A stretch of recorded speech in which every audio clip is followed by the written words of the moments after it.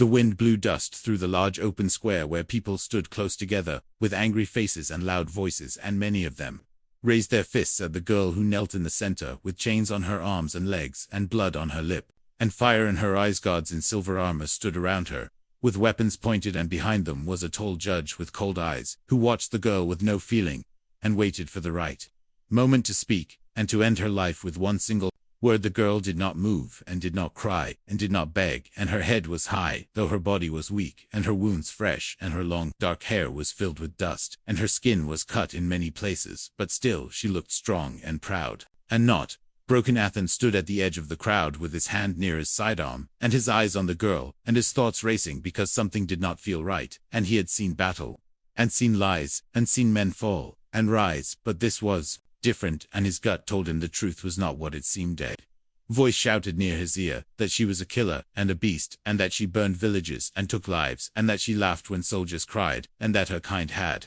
no soul. But Ethan remembered the last mission where records did not match, and one alien child spoke of a protector, not a monster, and he wondered if that child spoke of this same girl. The judge raised his hand, and silence fell over the square, and the guards pulled the girl to her feet, and she winced, but still stood tall, and looked the judge in the eye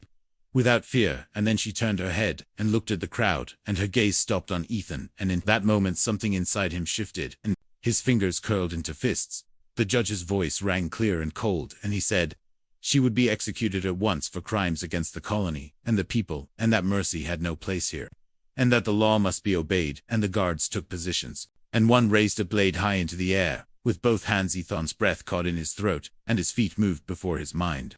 gave the order, and he pushed through the crowd, and shouted to stop, and the people gasped, and some stepped back, and others yelled, and the judge shouted orders, and the guards turned with wide eyes as Ethan pulled his weapon, and aimed at the blade. Bare no body moved for one long breath, and the girl blinked once, but showed no fear, and Ethan shouted again that this was wrong, and that she deserved a voice, and that something was not right, and that no one should die without truth. One guard rushed him, and he dodged and struck back, and another came, and Ethan fired into the air, and warned them to stay back. And chaos broke out, and the crowd screamed, and the judge shouted for soldiers, and alarms bled from the towers as Ethan grabbed the girl's arm, and pulled her away from the center. Her legs barely worked, but she ran beside him, and said nothing, as they rushed through the crowd, and down a narrow path, between walls of stone and metal, and Ethan's heart pounded like thunder in his chest, and his breath came fast, and his ears rang with noise and orders and panic. He took a turn, and another, and slid behind a broken crate, and she fell beside him, and looked at him with quiet eyes, and he looked back, and saw not a beast or a killer, but someone tired, and hurt, and holding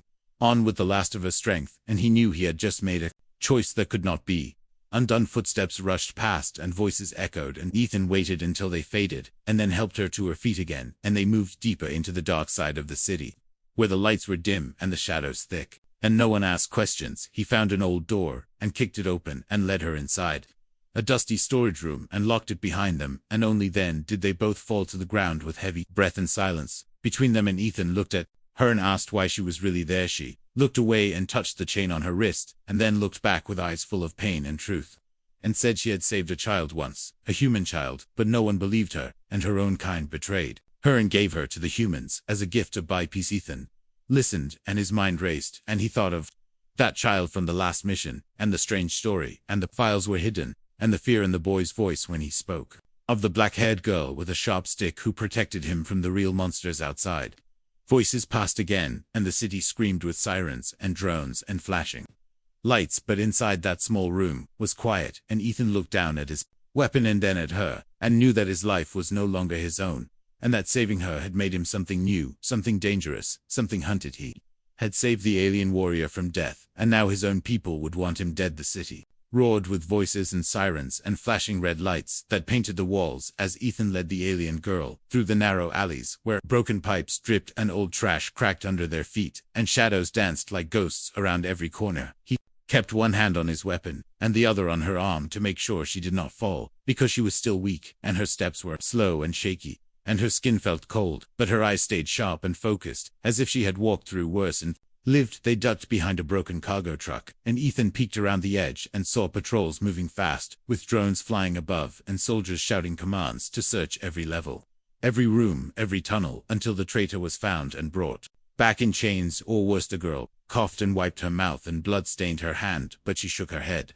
When he tried to stop and rest, because she knew what would happen if they slowed down even for 1 second, and she would rather die running than wait to be taken again. Ethan thought about the trial and the lies, and how fast the crowd turned into a mob, and how his own name was now on the list of enemies and traitors, and how his old friends would be the ones sent to find him, and how his world had changed in one heartbeat. They slipped into a service tunnel that smelled of rust and old fire, and walked through water that reached their boots, and echoed with each step. And Ethan remembered this place from a map long ago, a map he was never supposed to use without orders, but now it was his only hope. The tunnel opened into a forgotten substation, where machines buzzed and flickered, and old wires sparked, and the air was thick with heat and silence. And Ethan led her to a dark corner and gave her water from his pack, and she drank with slow, careful sips, as if each drop was gold. She looked at him for a long time, and then spoke with a quiet voice that carried the weight of pain and years,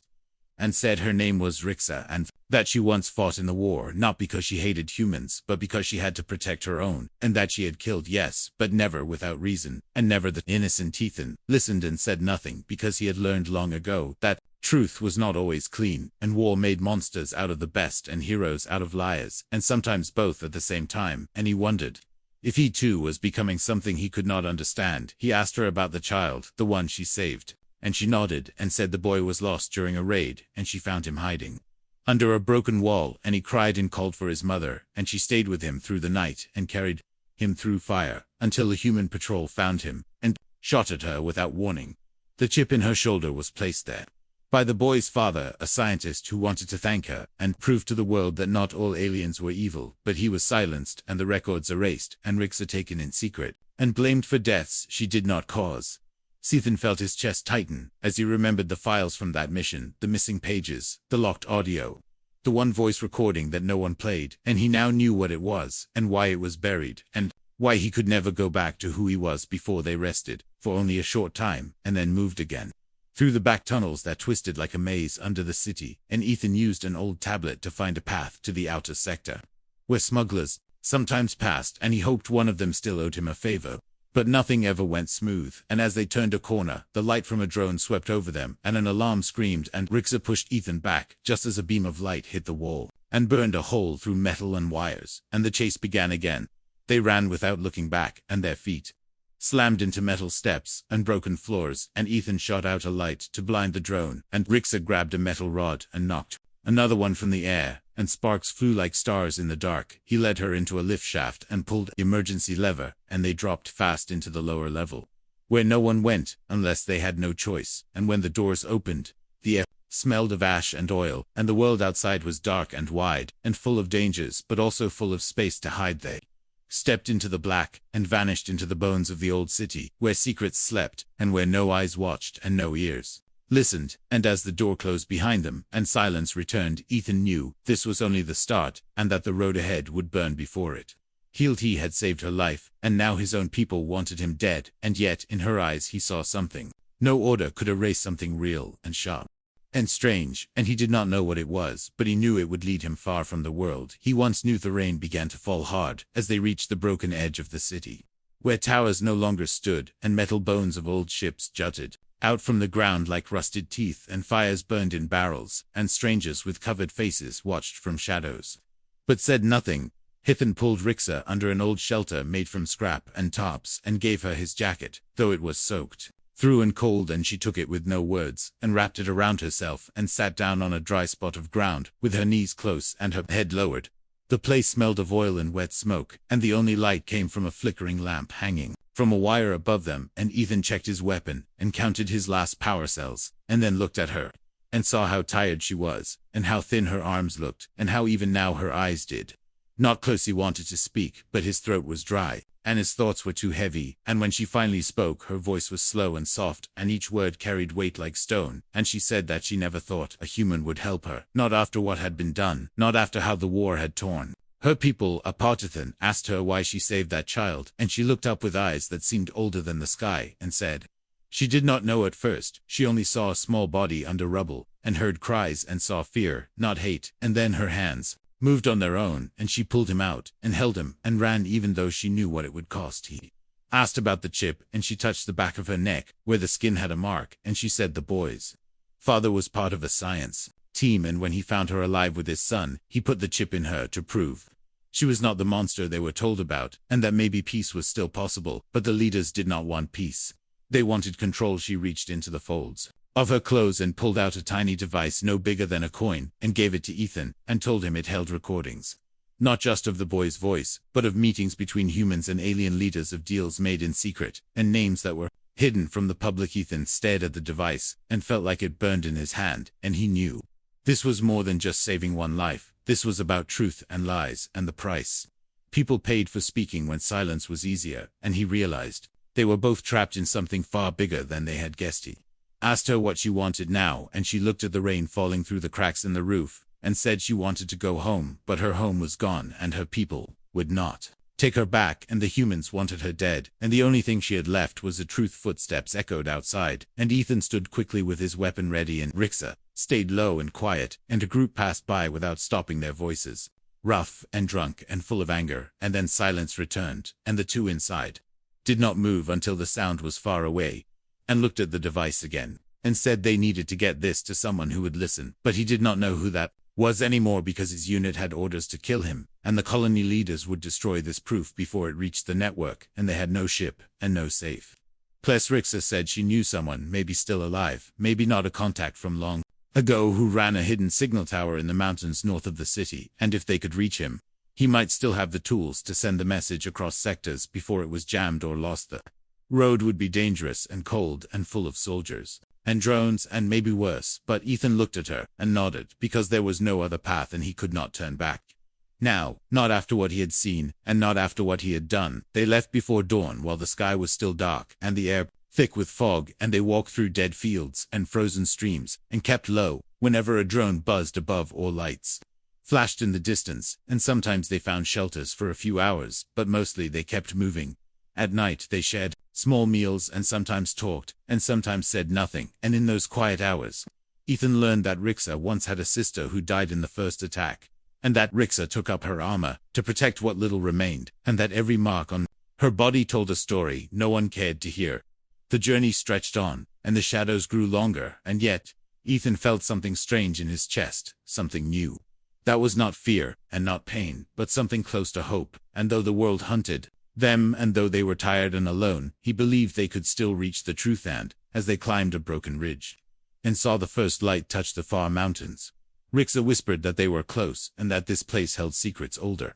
than the war and older than hate. And Ethan gripped the device in his hand and promised he would see it through, no matter the cost. Wind howled through the trees as the mountain path grew narrow and steep, and the ground slipped under their boots with every step, and Ethan kept his hand on Rixa's back to steady her, while his eyes scanned the dark hills for movement, and his ears caught the soft buzz of drones. Far above the clouds the trees were black shapes in the mist, and their branches looked like claws, and sometimes they snapped back as the two passed through, and once a light flashed in the sky, and Ethan pulled Rixa under a low rock ledge, and they waited there for what felt like hours, as the air grew colder, and their breath turned white. Ethan thought about the device in his coat, and the names it held, and the voices it had captured, and the lives it could change or end, and he wondered what would happen if they failed, if the world would ever know, or if everything would vanish like smoke with no one left to remember. Rixa moved in silence most of the time, but her eyes missed nothing, and when they stopped to rest, she sharpened a piece of metal she had tied to a wooden rod and said it was not much but better than nothing, and Ethan smiled and said her hands were still strong, and her spirit even more. They had found an old hut half buried in stone and moss, and broken by time but dry inside, and there they built a small fire, and shared the last piece of dried meat. And Rixa closed her eyes for a while Ethan stood watch near the doorway, with his weapon on his lap, and his mind full of noise. He thought of Drex, his old commander, his friend, the one who once said Ethan had too much heart and not enough edge, the one who taught him to shoot fast and think faster, and now that same man was likely leading the hunt, tracking him through every forest, every cave, every whisper. When the fire died and the night grew deeper, Rixa stirred and sat beside Ethan, and for a long moment they both stared out at the dark trees, and she asked him if he ever feared what he might become, and he said yes, more now than ever, because each step forward felt like a step away from who he once was. Before dawn, they moved again, staying low and quiet and careful with each sound, and when they reached the old signal tower, it rose like a dead tree above the rocks with rust on its sides and vines crawling through its joints, and a broken dish hanging loose like a fallen winger. Knocked on the side 3 times, then waited, and knocked twice again, and Ethan kept watch with his weapon drawn, and after a long pause, a panel slid open, and a pale face with sharp eyes looked out, then vanished, and the door creaked. Opened just enough for them to slip inside. The one who let them in was a woman with short silver hair, and a limp, and she wore an old military coat, with faded badges, and she spoke with a calm voice, and said her name was Marek, and that she remembered Rixa from the old days before the betrayal. Before the silence, they showed her the device and told her what it held, and Marek did not ask how or why. She only nodded and said she could boost a signal through one of the deep bands. The kind buried under official channels, the kind no one checked until it was too late. But before she could finish setting up the transmission, an alert flashed on her screen, and she cursed under her breath and said they had found them. And Ethan looked at the feed and saw soldiers moving in fast from 2 sides with drones in the sky, and armored walkers crushing trees as they came. Rixa took her weapon and moved to the narrow hall near the back exit, and Ethan followed her while Marek stayed to send the message, and said she would not run, not again, and her hands moved fast over keys and wires as the tower shook from the first blast against its outer wall. Hunters had arrived, and they brought fire and steel and orders to kill, and as the door burst open, Ethan fired at the first figure, and pulled Rixa back down the stairs, and together they ran into the cold tunnels under the tower, where light barely reached, and the air stank of old fuel. Footsteps echoed behind them, and voices called out, and shots sparked off the metal walls, and Rixa tossed a flare down one path, and pulled Ethan the other way, and they moved fast through twisting paths, while above them the tower screamed with alarms, and smoke poured from every crack. At last they reached a hole in the far wall that led to the open side of the mountain, and they slid down loose rock until they hit a frozen stream, and Ethan turned to see flames high above where the signal tower stood, broken but not silent.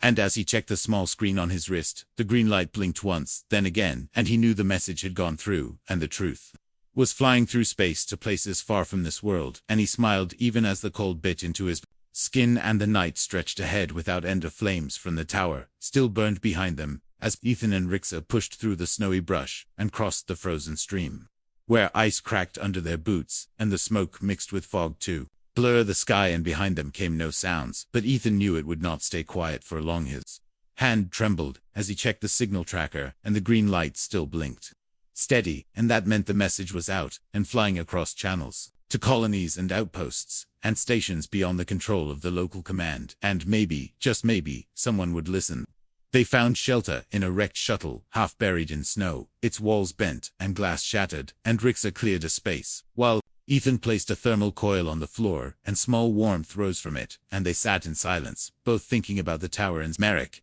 and the soldiers who had stormed it. Rixa looked at Ethan and asked if he trusted the message to reach the right people, and he nodded, though his jaw was tight and his breath short, because he knew how deep the silence ran, and how easy it was to twist truth into lies and call heroes traitors. Suddenly, a soft beep echoed from the cum on Ethan's wrist, and he pressed it fast, and a voice came through, broken and low, and full of static, but clear enough to bring a chill to his spine, and it was the voice of a child. The same one Rixa had saved long ago, saying her name, saying she had protected him, saying she was not the enemy. The recording looped again and again, and Ethan stared at it like a ghost had reached across time to speak, and Rixa closed her eyes, and for the first time since he met her, her shoulders dropped, and something in her face softened. Not weakness, but peace. But peace was not meant to last, and the next signal that came was not a message, but a warning, a high-pitched alert from a hacked channel, and it was from Drex, and his voice was colder than ice as he spoke to the whole colony,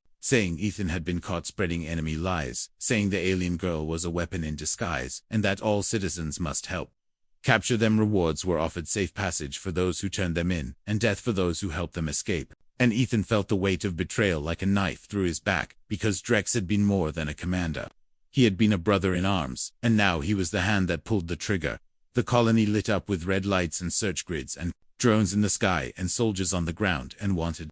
posters showing Ethan's face next to Rix's, and the words traitor and danger and execute on sight burned into every screen from the outer wall to the inner. Rixa did not speak as they moved through the lower tunnels that ran under the city, but Ethan saw the fire in her step, the same fire she had when the blade was raised to kill her, and he matched her pace even as pain pulled at his side, where a cut still bled from the Last fight they reached a comms hub once used by miners, and now abandoned, and Ethan used an old transmitter to open a back door into the colony net, and sent the boy's voice to every screen in secret. Between signals, and every time someone opened a message or tapped a screen, they heard the truth, and some believed and some did not, but the seed had been planted for every person who turned away. There was one who paused, and for every soldier who raised a weapon there was one who lowered it, and asked questions, and the cracks began to form, not loud and not fast, but deep. But Drex was not blind and not slow, and he saw the shift and moved hard and fast, and soon the city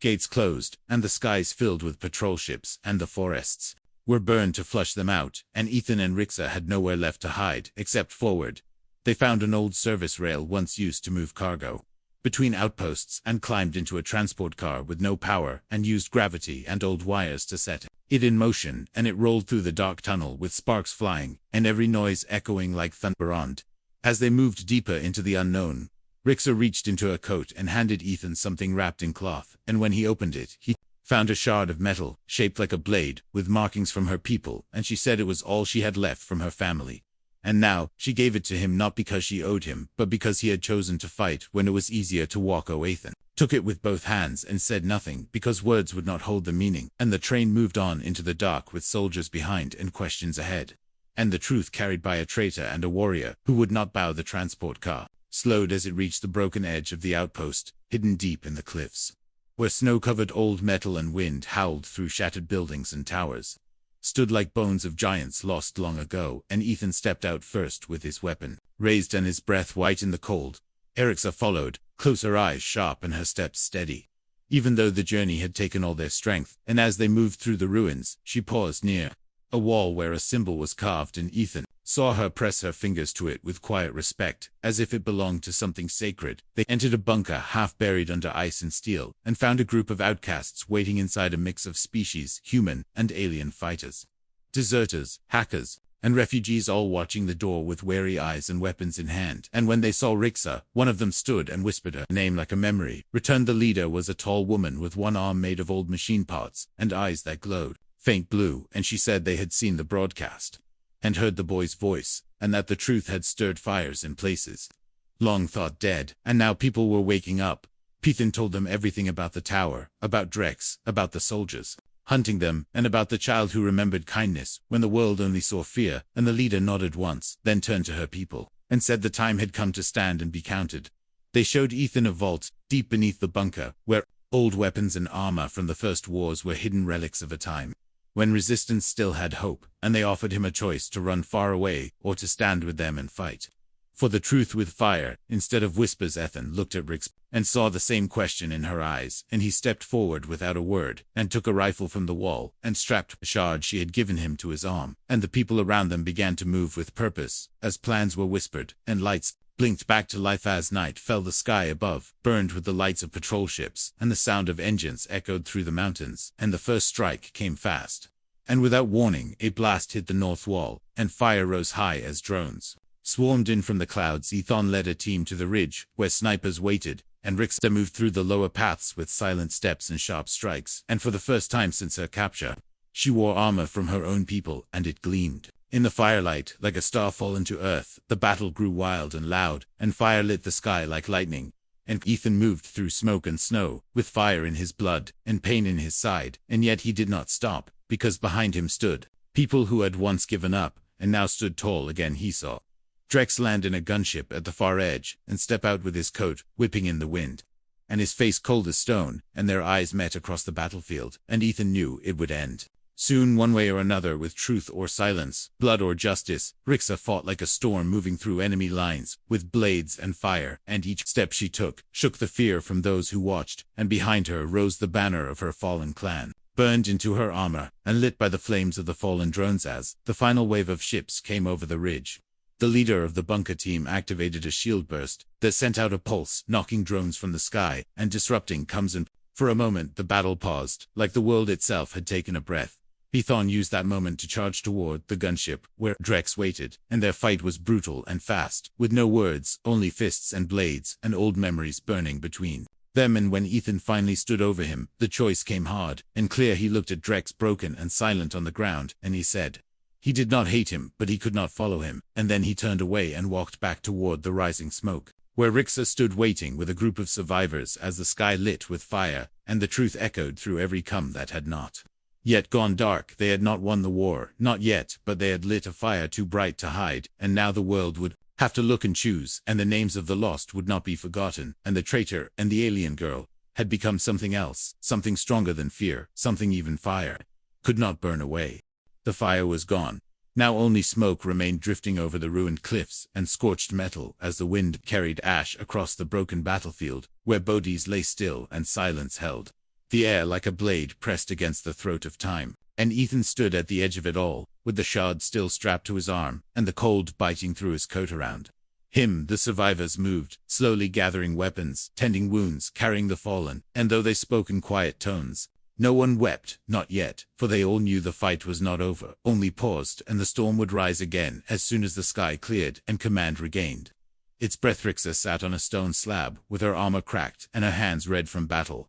her eyes watching the horizon where lights now flickered in the distance from colony ships and new drones coming in waves, and she said nothing because she knew what came next, and knew that even truth had its price. The message had reached more than just the colonies. It had reached fringe worlds and rebel channels and civilian outposts, and the words of the child, the voice of innocence, the recordings of secret meetings and hidden lies had flooded the silence with questions no leader could ignore. Some cities began to rise in protest, others locked down in fear and confusion, and those in power screamed louder, trying to erase the signal, but it had already spread. And now they hunted shadows as whispers turned into fire, and Ethan's name echoed through halls and homes as both curse and hope. But for everyone who called him hero, another called him traitor, and a bounty hung over his head, so high that even the poorest hunter could not look away, and every planet he might run to was now marked, every sky watched, and every border sealed, and Ethan knew he had no path left to flee. He walked into the bunker one last time, and found Rixa waiting by the comm panel where she had watched the message go out, and he told her they could escape if they moved fast, if they changed names, if they left the stars behind, and found a place small enough to vanish. But she looked at him with calm eyes, and shook her head, and said they had already escaped what mattered. They had broken the lie and lit the fuse, and even if they fell now, others would rise and pick up the pieces and shape a new fire from the one they started. She pressed something into his hand, a piece of her clan's banner torn from her armor, and marked with blood and ash, and she said it was not a symbol of war, but of promise, and that she gave it to him not as thanks, but as trust, and Ethan closed his fingers around it. Without speaking, the next morning, they stood before the group of fighters, old and young, human and alien, and spoke of what came next, and of what might come after, and how even if the leaders refused to see the truth, the people now had it, and it was theirs to carry forward. They planned to scatter in cells, to rebuild in secret, to keep the message alive, and Ethan said he would stay behind and hold the line, not because he wanted to die, but because someone had to stand where the enemy could see, and fear, and remember, and maybe hesitate before striking again. When the new fleet came over the ridge with guns primed and flags raised, Ethan stood alone in the open with the banner tied to a staff in the ground beside him. And the wind blew hard, and the snow cut across his face, but he did not move. The ships hovered and scanned, and the commanders inside waited for a sign, waited for weakness, waited for the man to run, but he did not, and the longer he stood, the harder it became to pull the trigger, and the more they saw him, not as a target, but as a warning behind him. The bunker was empty, the others gone into the world with pieces of the message and fragments of the truth, and Ethan remained, not as a soldier, not as a traitor, not even as a hero, but as a mark in the snow that said no more silence. And when the fleet finally turned and vanished into the clouds without firing a shot, Ethan dropped to his knees, not from pain or fear, but from the weight he had carried, and the strange peace that came with knowing the fire would not die. He had saved the alien warrior from death and lost his place among his own, and now he stood as something else. Something not born from orders or rank, but from choice and honor, and fire. And every time the wind blew across the mountain, it carried his name into the stars, where stories would one day remember the human who chose to see an enemy as more than just a target.